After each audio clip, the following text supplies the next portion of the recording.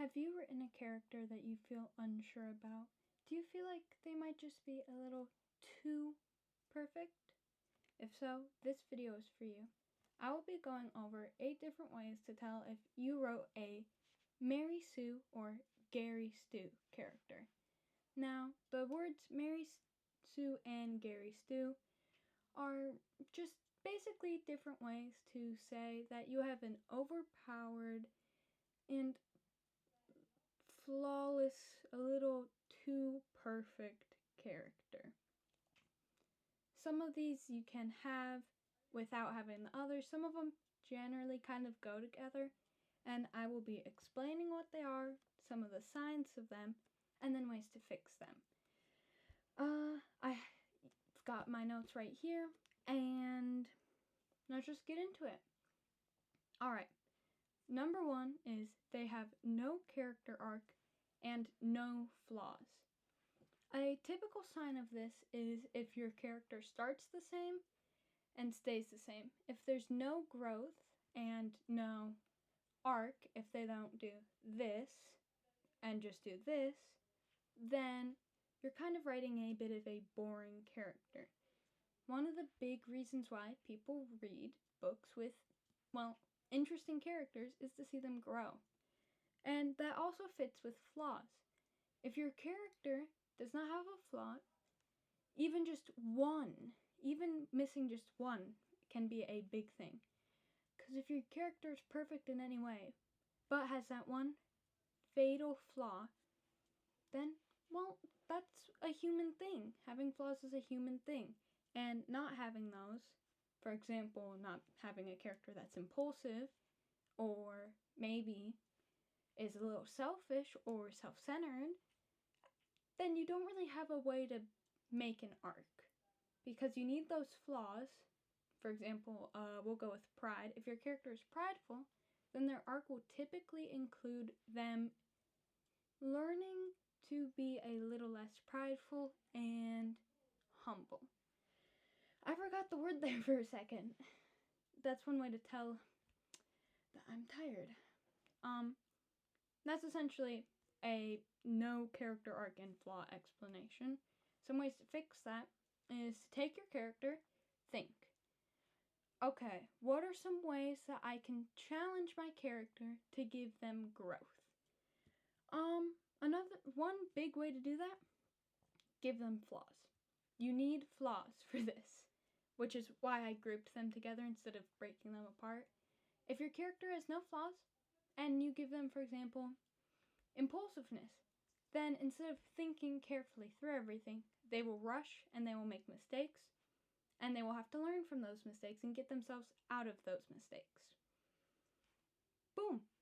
That's a character arc. Number 2 is the world revolves around them. Now, if your story is a prophecy or chosen one, it's a little bit different, but basically, if this story cannot be applicable to a different character, if only that one certain character can do all these certain things with no one else, and, basically things bend to them, then that means the world revolves around them. If you're bending the plot, if you are changing some things so that way they have an easier time, that is one way of telling that the world revolves around them. One thing to do is make sure that if they fail, for example, if your character was set up to fail and fails, someone could take their place. That way, you know for a fact that that character is not so important that literally nothing can happen without them. Nothing world-changing can happen without them. No. You want the world to be able to change without them, because realistically, you don't need one certain person. You need people. You need several people, sometimes decades of people, to make a change. Along with that, remember, do not bend the plot to them. They bend to the plot. Again, that inspires character growth, which is another thing that you need. Character growth, following the plot, not bending the world. do not change stuff in your story for that one character. I'm done beating the dead horse. Number 3 is they are instantly the best without training. This is like they're the chosen one. They do this 2-minute montage of swinging a sword around and then boom, they beat their master. No. No. There are a couple of things that you can do to change that. One, have them struggle. Have them have that 1, 2, 3 people, even one person that they cannot beat, that they struggle to beat, that they have never beat, that they keep getting their face ground into the dirt by. One, again, that inspires character change, character growth, that makes the character want to be better. 2, I mean, hey, it's interesting when your character gets kicked into the dirt sometimes. And 3, it means that your character's actually growing and learning and not being handed everything on a silver platter, which you do not want.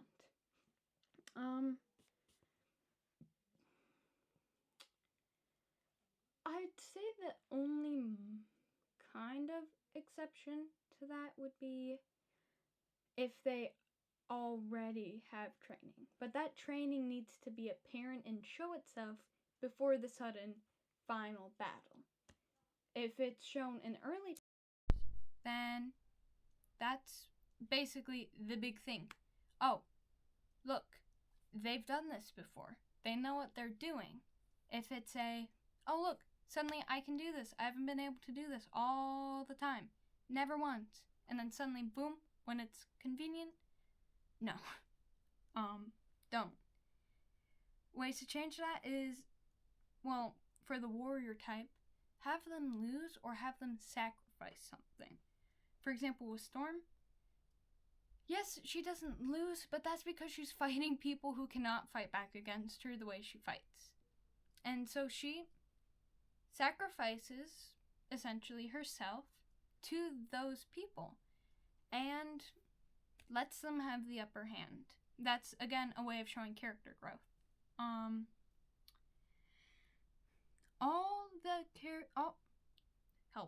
All the other characters love them without fault.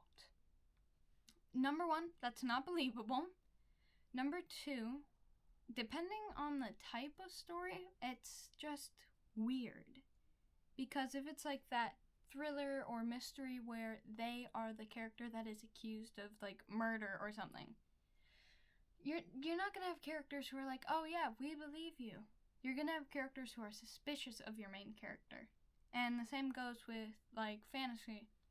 I'm sorry, but not everyone's gonna like your character.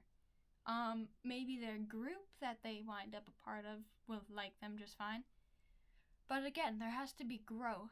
There's got to be that one person that character cannot stand, or that character just cannot just really doesn't like your main character.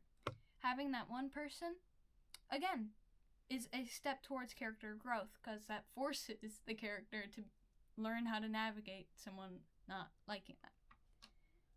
Just add in that character, change the everyone loves them to they learn to like and then possibly love your character.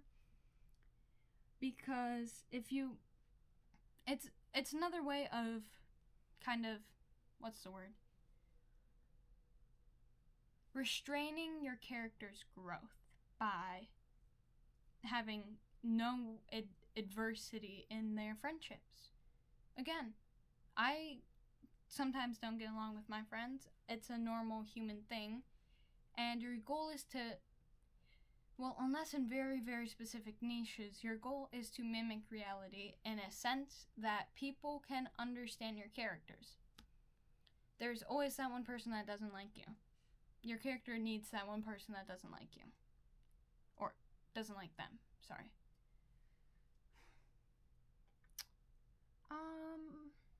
Where am I? They are always right. This one I don't see as often, but if your character is always right about everything, there's a difference between a know-it-all and the person who, like, literally knows, like, everything to a point where it's ridiculous. For example, you have the smart character who makes calculations. Those calculations can still be off, and they should be off at least once. At least once. If your character is typically always right, have them be wrong. It can be one really big, bad, this is, being wrong about this was the worst thing that's ever happened type thing. But if you don't have that, again, it's a way of limiting your character's growth, and simultaneously, you're making all the other characters the not as great as your main character. Which, no. No, please. We love side characters, and yes, the main character is the main character for a reason, but always being right is unrealistic, honestly, and, just have them be wrong even that one time. Have them be wrong about several things. They can be several small things, or that one big thing. Even just having one of those two things can really help your character be a little more three-dimensional, because that makes them human. A tragic backstory. Okay, so this one's the one that, taken apart from all of the other ones, is typically fine. There's two that are typically fine if you remove everything else. Tragic backstories are not inherently a bad thing. It depends on what the tragic backstory does to your character, though. If your character loses both of their parents and it's just like, oh yeah, I lost my parents 12 years ago in a fire, I have this scar to show for it, then, and nothing else, no. Please add something, is what I'll say. Keep the tragic backstory if you want. If you want to change it because you feel like it doesn't work when you're changing up your character, then that's completely fine. But if you have the tragic parents died in a fire backstory, your character either needs to be scared of fire, scared of things that cause fires, something.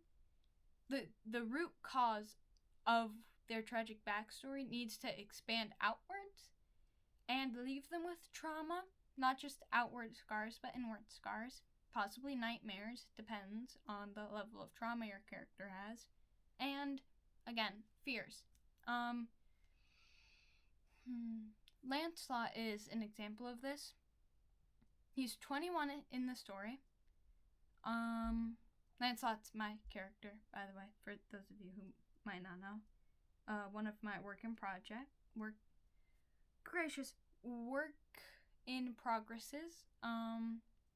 Storm of Blood, if you want to know a little bit more about that, then, I have a video on it. But his trauma happened 10 years before the story, but it still deeply affects how he acts, what he does when he's near that area of where it happened, and even his relationships to a point. So having that trauma extend outwards and then having them learn to heal eventually, or learning that it's okay if they have that trauma, it's okay if they're scared of that thing, is just add something to that tragic backstory that has substance, that makes your character feel real, and like those nightmares, that fear of whatever, that can really make a character feel tangible to a reader. Lack of consequences. If your character gets caught by two guards, you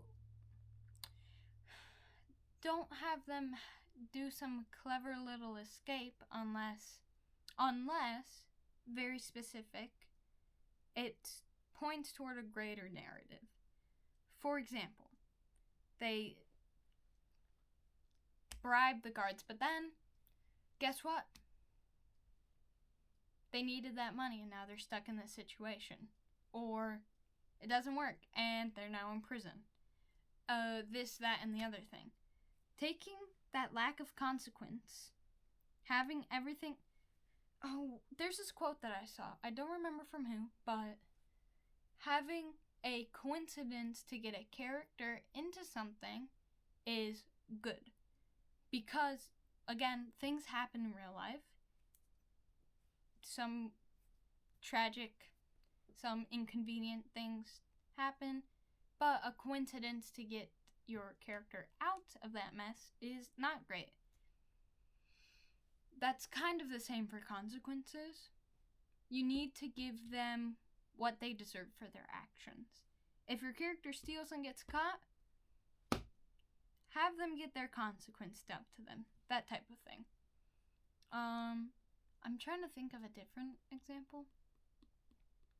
If they're planning this elaborate scheme and someone decides to be a rat, someone decides to, betray them, then something needs to go wrong after that betrayal. Or it's a big betrayal plot twist. Both of those work. And then the final one. Not like the other girls type character or the broody and moody male character. So these are the things that, if they are done right, will be completely fine. But I guess a broader way to look at it is stereotypes. If you have... So the not like the other girls and then the broody and moody stereotypes are most common in Mary Sue's and Gary Stu's. And that's why I have those listed specifically. But just in general, stereotypes are not a bad thing if they're only the basis of that character. That character needs to grow out of the not like the other girls thing. Okay? It can't just be the I'm not like the other girls, I do this, that, and the other thing. Give them a... How do I say this? For example, a princess, the damsel in distress stereotype. Have them have a sense of agency. Or the not like the other girls. Have them like something that is contradictory to what they normally enjoy. For example, maybe they like fairy tales, which some of the fairy tales, by the way, are very, very dark. So, yeah, just with stereotypes in general, do not let that define the character. Let the character define the stereotype. If you have the mean, pretty cheerleader, let that cheerleader maybe have something, for example, going on at home that has her lash out at people at school. Or maybe she's accidentally rude, she doesn't mean to be. You have to give them depth. A lack of depth is typically what makes stereotypes stand so stark in your story. And removing those flatness stuff of your characters and giving them depth can be incredibly helpful. For example, take your character that's essentially just a stereotype and then think about them. What is their life? What was their life before? What are their defining traits? And then what is something that contradicts the original stereotype? Having that to grow your character with will help you discover your characters better, and it'll make sure that you're not sticking directly to a stereotype that can sometimes be harmful. That's it. That is the 8 ways to tell if you wrote a Mary Sue or Gary Stu. And if you feel like I was not in depth enough, or if you have any questions, comment that, and I will make sure to answer you, because I realized that I might not have been explaining it as best as I could have. I feel like I did, but it's kind of I'm in the middle of recording, there's not much I can do without scrapping the whole thing type stuff. So yeah, comment if If you have any questions, any writing videos that you'd like to see next, and make sure to like, share, and subscribe. And if you want to check out my blog, again, it's RL Writer. The link will be in the description below. And have a good day.